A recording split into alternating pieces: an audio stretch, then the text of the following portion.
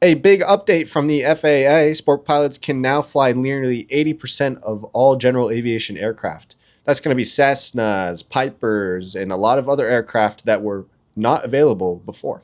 And it's going to be a crazy rare certificate.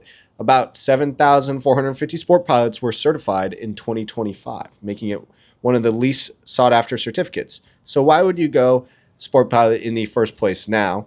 Well, no FAA medical. A driver's license is all that's needed for you.